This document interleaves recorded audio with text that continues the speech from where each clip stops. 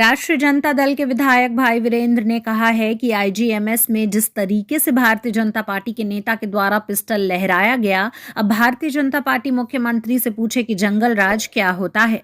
उनके सुशासन का यही हाल है। इनके बारे में इनको बताना चाहिए कि आखिर क्या हो रहा है। प्रधानमंत्री और भाजपा के बड़े नेताओं की बिहार में रैली पर उन्होंने कहा कि इससे कोई फायदा होने वाला नहीं है। बिहार की जनता जाग चुकी है और इंडिया गठबंधन की सरकार बनेगी। वहीं भाई वीरेंद्र ने यह भी कहा कि मुख्यमंत्री नीतीश कुमार की पार्टी 45 विधानसभा में जीती है, इस बार उनको 0 पर आउट होना है।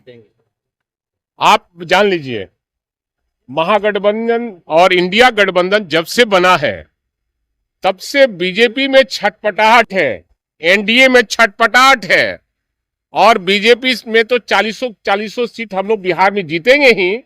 देश से सुपराइन का साफ होने वाला है और चूंकि इतिहास गवाह है, बिहार जब जब अंगड़ाई लेता है देश में परिवर्तन होता है।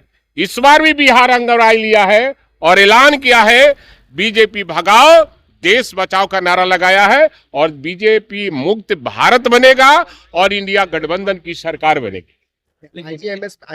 आईजीएमएस में जिस तरह से घटना घटी है, आप लोग के माध्यम से बीजेपी वाले बड़ा बयान देते थे कि जंगल राज है। अब ये मंगल राज है क्या?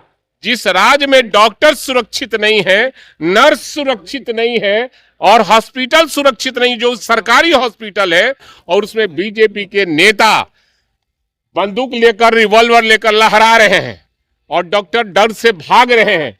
जब 4 थाने का पुलिस गया है तब जाकर वो पकड़ में आया है। यही है शासन एनडीए का। और माननीय मुख्यमंत्री से मैं चाहूंगा कि आपको सदन में बयान देना चाहिए कि आपका शासन चल रहा है कि कुशासन चल रहा है कि महाजंगल राज है। अरे तो मैं यही कह रहा हूं ना कि बीजेपी बड़का मुंह फाड़ फाड़ के बोलती थी जब हम लोग सरकार में थे कि महाजंगल राज है, तो आज कौन सा जंगल राज है? आज तो महाजंगल राज है ना। इसलिए निश्चित रूप से मैं मांग करता हूं, वैसे जो किसी पार्टी से संबंधित है वो बीजेपी से पदाधिकारी हैं और बीजेपी के शासन में अगर सोच लीजिए आज पूर्ण रूपेण शासन नहीं है तो यह हाल है।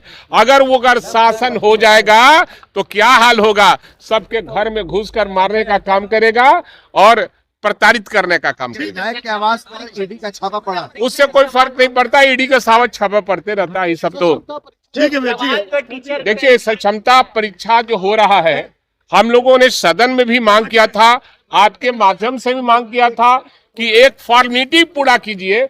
लोग 15-15 साल से शिक्षक हैं और वो जो दे रहा है वो बीपीएससी टाइप का परीक्षा दे रहा है। ये घोर आपत्तिजनक बात है। उनको हल्का फुल्का परीक्षा लेकर उनको